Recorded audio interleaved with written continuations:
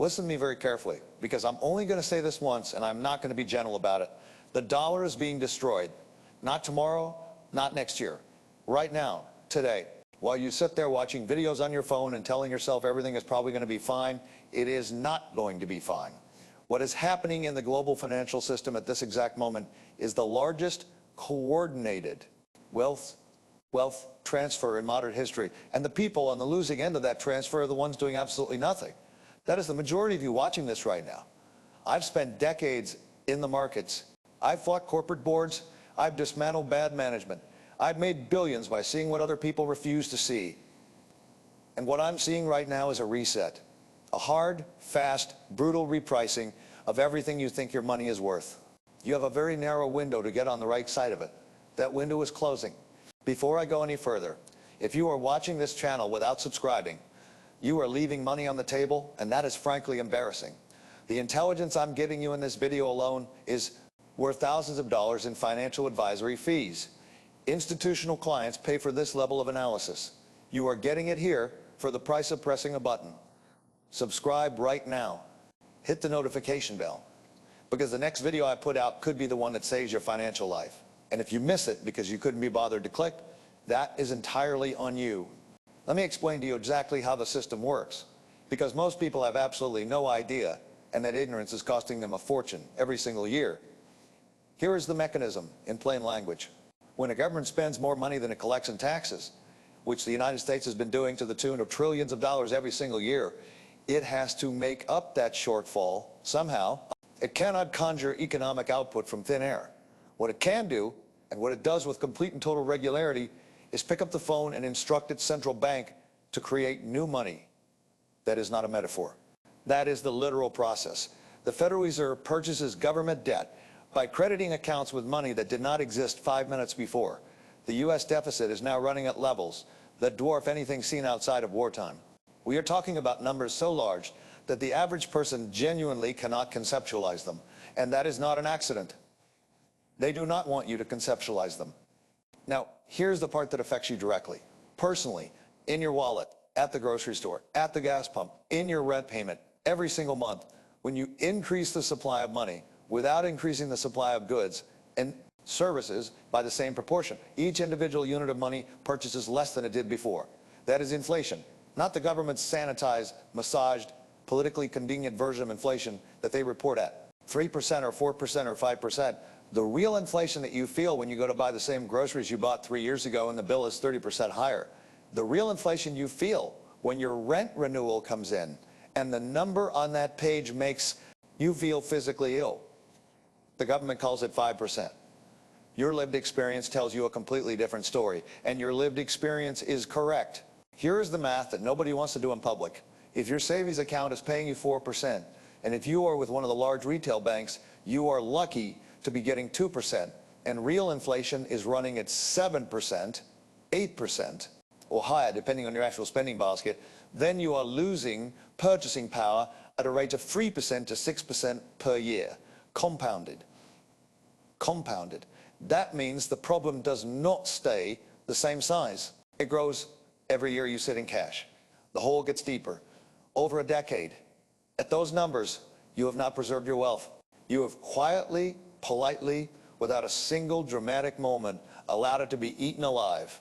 The technical term for what is happening to your savings account is silent theft. The mechanism is legal, it is institutionalized, and virtually nobody in mainstream financial media is explaining it to you with the bluntness it deserves. So I will. The central banks of the world. And I want you to understand who these institutions are, because they are the most powerful financial entities on the planet. These are the banks that control money supply, that set interest rates, that determine the cost of borrowing for entire economies. These are not hedge funds making speculative bets. These are the institutions that by definition have the most sophisticated economic intelligence available to any organization, anywhere in the world. And what are they doing? They are systematically reducing their holdings of US dollars and US dollar denominated debt. And they are replacing those holdings with gold. That is not a rumor. That is documented, reported, publicly available data when the most sophisticated institutional buyers in the history of finance collectively decide that the asset you are Holding the dollar is something they want less of, and the asset you're ignoring, gold, is something they want more of. I would strongly suggest you pay attention to that signal. Now let me show you what the biggest investment banks in the world are telling their wealthiest clients. Because I have read these reports cover to cover, and I am going to translate them from Wall Street diplomatic language into the direct English that this conversation requires. Goldman Sachs, and yes, they're called Goldman Sachs, and yes, they have opinions about gold that you should probably hear, has issued research stating they are what they call constructive on gold, even after significant price decline. Let me translate that for you. Constructive in Wall Street language means we think this asset is going up and we are positioned accordingly. When Goldman Sachs says that after a 12% drop in gold's price, what they are saying in plain English is the sale does not frighten us. We are still buyers. Goldman Sachs specifically cites oil prices, food prices, and the inflationary pressure emanating from geopolitical instability in the Middle East as drivers. When energy gets more expensive, everything gets more expensive. And when everything gets more expensive, gold historically performs.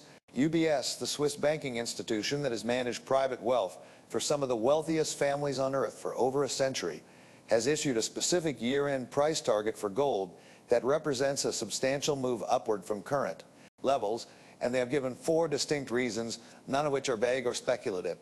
The first is stagflation risk. Let me be very clear about what stagflation means, because it is the most dangerous economic environment for ordinary savers and investors. Stagflation occurs when you get inflation, prices rising simultaneously with economic stagnation, meaning growth slows and unemployment rises. It is the worst of both worlds. You are getting poorer in real terms because your costs are rising, and simultaneously the economic environment is deteriorating, so your income and your job security are under pressure. Gold has historically been one of the few assets that performs during stagflation, precisely because people flee toward anything that holds intrinsic value. When paper money is simultaneously being debased and the economy is contracting. The second reason UBS cites is a weakening dollar. Gold is priced in US dollars globally. This relationship is mathematically direct. When the dollar weakens, gold priced in dollars goes up. This is not complex finance. This is arithmetic. UBS's own research team, the people who manage money for some of the wealthiest individuals and sovereign wealth funds on earth, expect a weaker dollar over the medium term. The third reason is lower interest rates. Here is why that matters in real terms. When US government debt pays you 5%, there is a legitimate argument for holding cash or bonds. You are getting compensated reasonably, at least on paper. But when the Federal Reserve begins cutting rates, which they have telegraphed they intend to do, and that yield drops to 2% or 1%, the case for holding cash or government bonds collapses entirely. Nobody wants 1% when inflation is running at 5%. At that point, the rational move is to shift capital into assets that have the potential for price appreciation, and gold becomes one of the primary beneficiaries of that capital rotation. The fourth reason is central bank buying, which I have already addressed, but UBS quantifies it specifically. Gold now represents 20% of emerging market reserves. That is not a marginal allocation. That is a structural, institutional commitment to gold as a reserve asset at the highest levels of global finance. And then there is China. China has just implemented a regulatory change allowing its insurance companies to allocate 1% of their total assets into gold. 1% sounds trivial until you understand the scale of Chinese insurance assets. Chinese insurance companies collectively manage assets in the hundreds of billions of dollars. 1% of that figure represents an enormous potential inflow into gold markets. And UBS notes that these companies have not yet fully deployed even that 1% allocation, meaning the buying pressure has not even fully materialized yet. Additionally, there is the possibility that the 1% ceiling gets raised. The pipeline of institutional demand from China alone is staggering in its implications for anyone paying attention. Now, I need to address something that may have confused you, because if you have been paying any attention to financial news recently, you saw gold drop approximately 12% in a single month, which is its worst monthly performance in over 13 years. And your instinct, if you are like most retail investors, was to take that as a signal that gold is in trouble. That instinct is wrong, and I'm going to explain precisely why, with the same bluntness I apply to everything else. What caused that drop had absolutely nothing to do with gold's fundamental value as an asset. It was caused by a liquidity squeeze. And understanding liquidity squeezes is essential to not getting destroyed by them. Here is what happened in sequential order. Large hedge funds, which control billions of dollars and operate with extreme leverage, some conservative funds run 5 times leverage, some more aggressive operations run leverage of 30 or 40 times minus, have losses cascading across their portfolios because of market volatility driven by Middle East conflict and rising oil prices. When a fund is running 40 times leverage and the market moves against them by even 1%, they are facing a 40% loss on that position. They need cash immediately. They need to close positions immediately. And here is the critical mechanism. In a crisis, you do not sell what you want to sell. You sell what you can sell. Gold was one of the most liquid assets these funds held.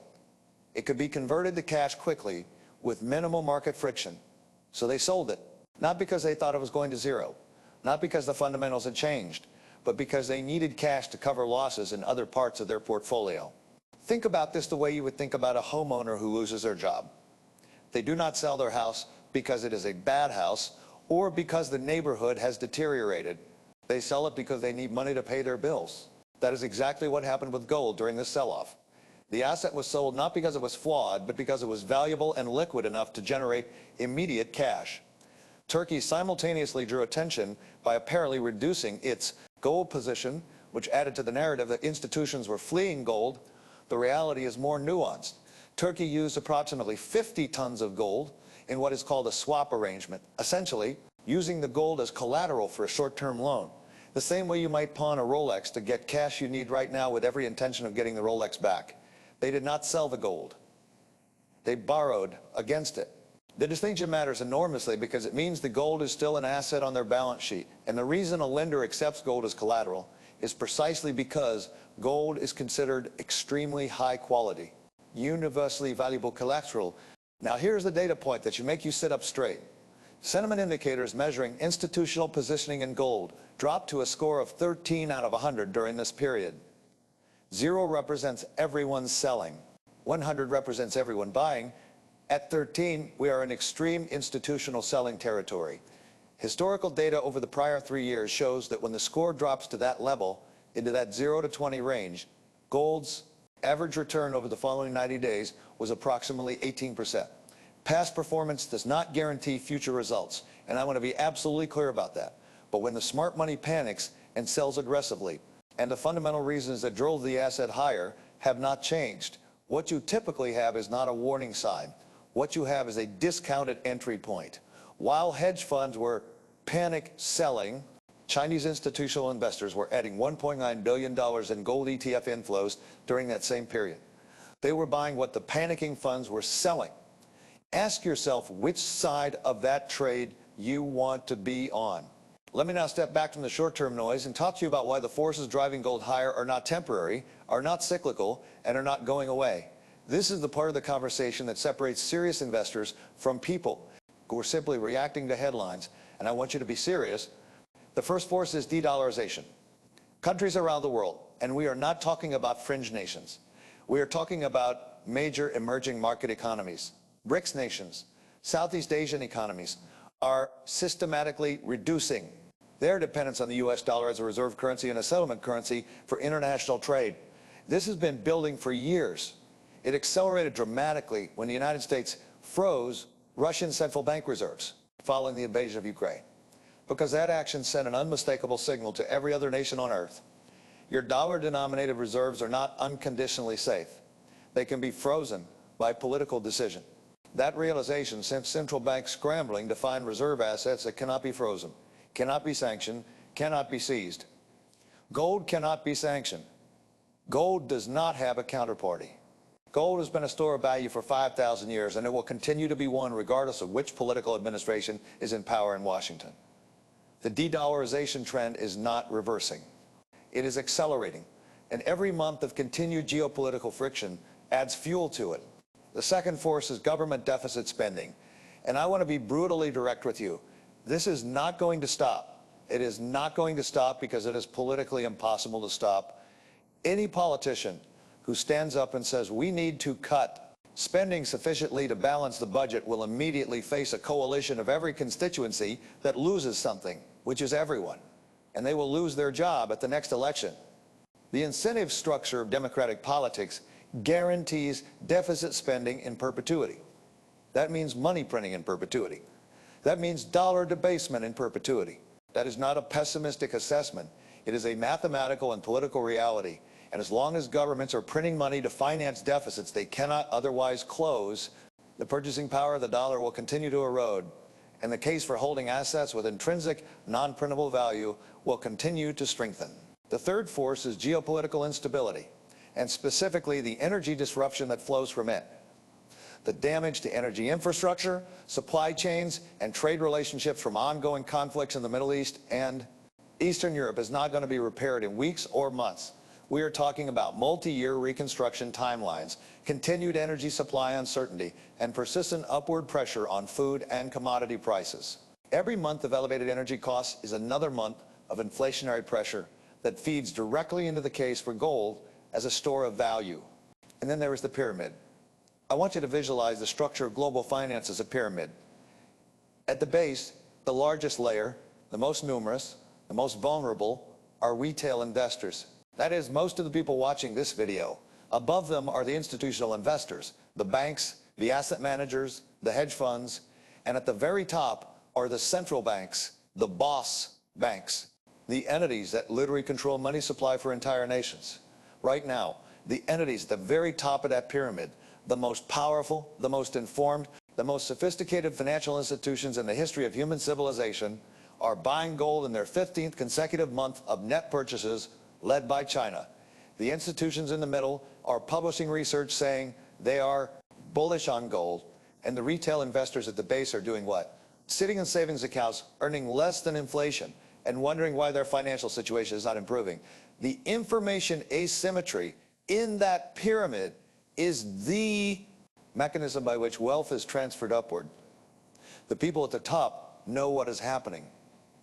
The people at the bottom find out after the fact, when the window has already closed.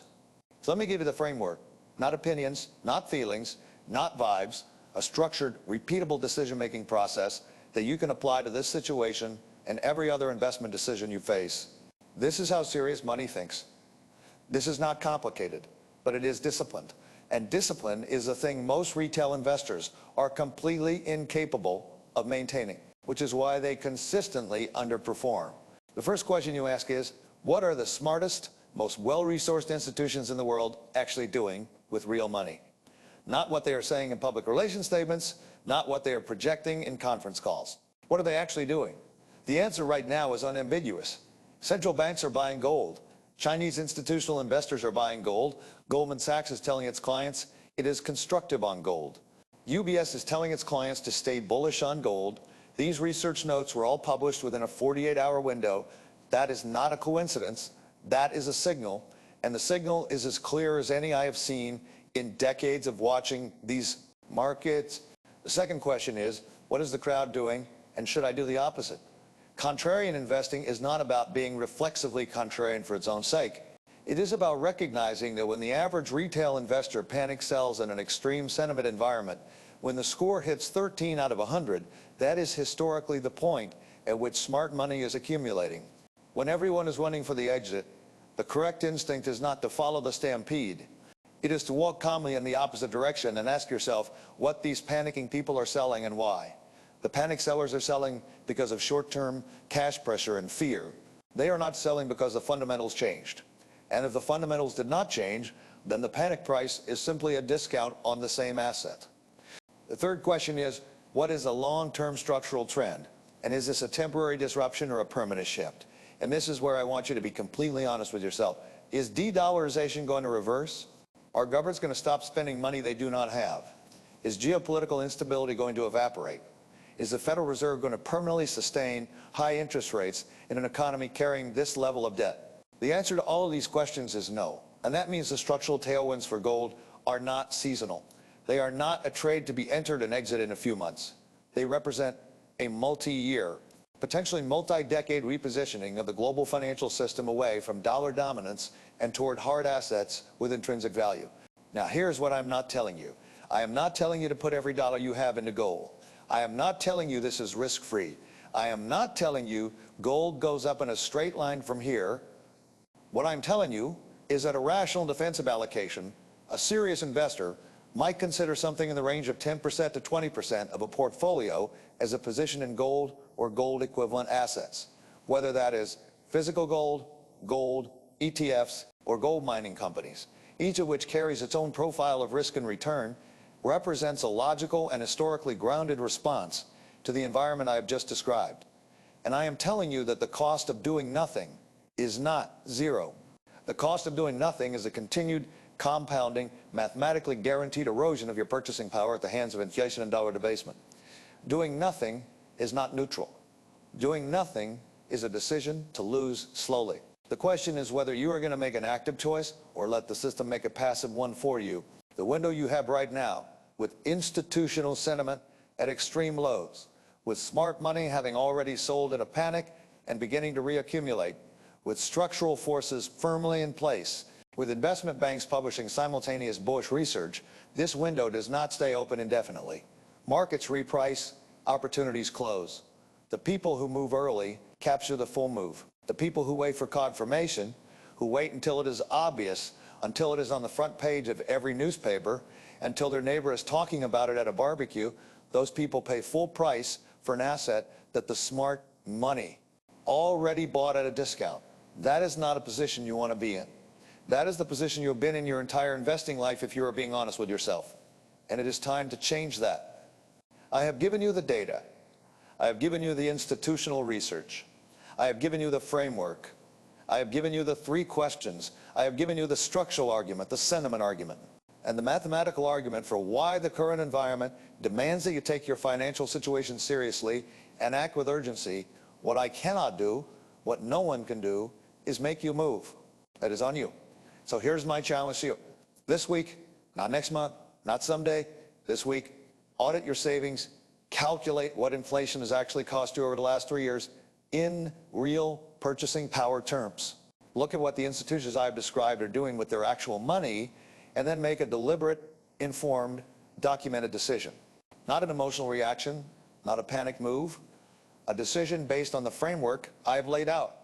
If you found this useful, share this video with one person who needs to hear it, because there are a lot of people sitting on the wrong side of the shift who do not even know it yet. Subscribe, because this conversation is not finished. The reset is not coming. It is already here. The only question remaining is whether you are positioned for it or whether you get positioned by it. Those are the only 2 options. Choose wisely.